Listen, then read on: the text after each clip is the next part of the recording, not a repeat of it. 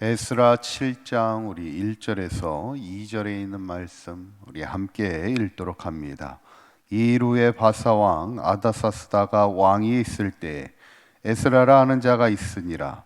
그는 스라야의 아들이요 아사라의 손자요 실기야의 증손이요 설룸의 현손이요 사독의 5대 손이요 아이두베의 6대 손이요. 아멘. 우리가 지난 시간에 이제 유다 백성이 바벨론으로부터 1차 귀환을 통해서 그들이 이제 제일 먼저 한 일이 예루살렘 성전을 건축하게 됩니다. 예루살렘 성전이 과거 솔로몬의 성전에 비해서는 그 규모가 작죠. 그러나 하나님이 원하셨던 것은 어쩌면 시대를 이끌어갈 하나님의 성전을 이제 회복하길 원하시는 것이고, 그것은 이 시대도 마찬가지입니다. 교회들마다 하나님의 성전들이 잘 세워져서 하나님의 구원의 역사를 이루어가기를 원하시는 것이 하나님의 마음임을 이제 보게 되는데, 지금까지는 이제 1차 귀환에 대한 이야기가 증거되었다면 이제 오늘부터는 2차 귀환에 대한 이야기가 이제 시작이 되는데, 1차 귀환은 수룹바벨과 예수아에 의해서 진행이 돼서 그 지어졌던 성전 자체를 우리가 수룹바벨 성전이라 이렇게 부르게 되는데, 이제 오늘 2차 귀환은 누가 주도를 하게 되냐면 오늘 이제 에스라의 주인공인 에스라가 이제 2차 귀환을 주도하게 됩니다. 그래서 오늘 성경의 7장을 시작하면서 에스라가 어떤 인물인가를 우리에게 설명하고 있는데요.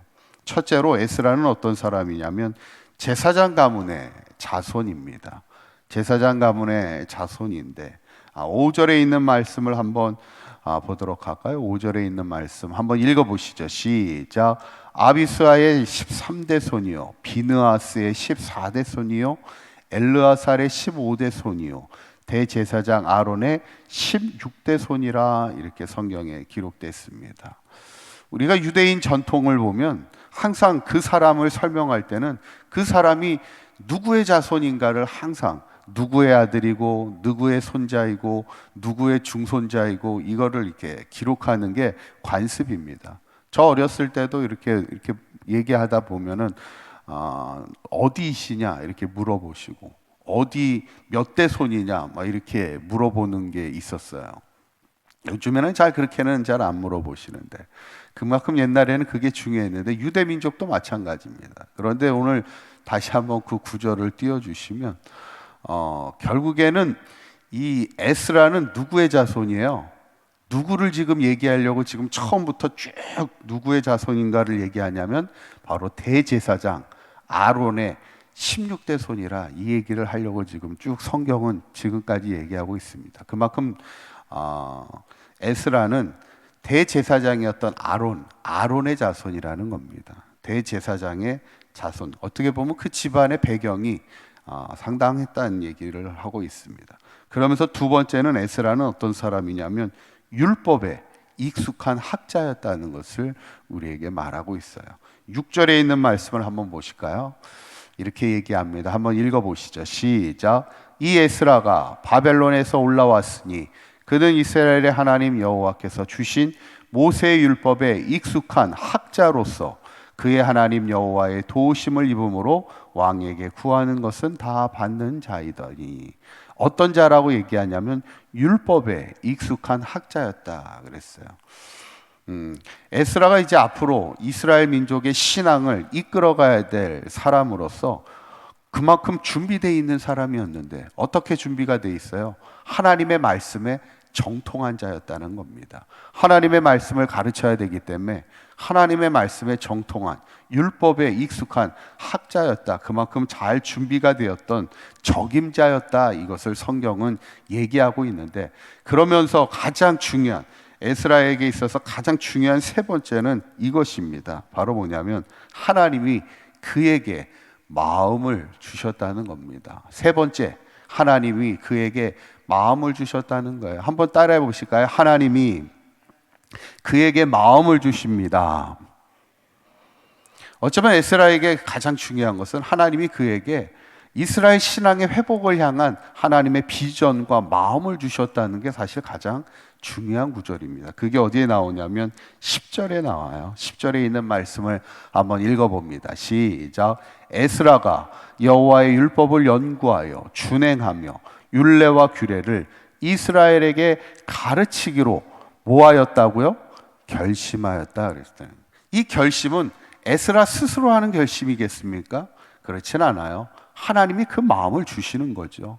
하나님이 그 비전을 주시고 그 마음을 주시고 열정도 하나님이 주시는 거예요. 그래서 에스라를 통해서 무너졌던 이스라엘 유대 민족의 신앙을 내가 그들에게 가르치고 그들에게 준행할 수 있도록 내가 그 일에 앞장을 서야 되겠다. 에스라 스스로가 결심하게 되는 아주 중요한 장면입니다. 저는 오늘 이 본문을 보면서 우리도 한평생 에스라처럼 하나님의 사명을 감당하는 자가 돼야 되는데, 중요한 건 뭐냐면 에스라가 제사장 가문의 자손이라는 배경도 중요하고, 또 에스라가 율법에 정통한 학자라는 것은 그만큼 은사와 실력이 있는 사람이었다는 것인데, 그것도 중요하지만 가장 중요한, 하나님의 일꾼으로서 가장 중요한 것은 어떤 배경이나 환경이나 은사나 실력도 중요하지만 하나님이 주시는 마음이 있어야 돼요. 내가 하나님의 사명을 감당하고자 하는 열정이 있어야 되고, 내가 하나님의 사명을 감당하겠다는 비전이 있어야 되는 것이고,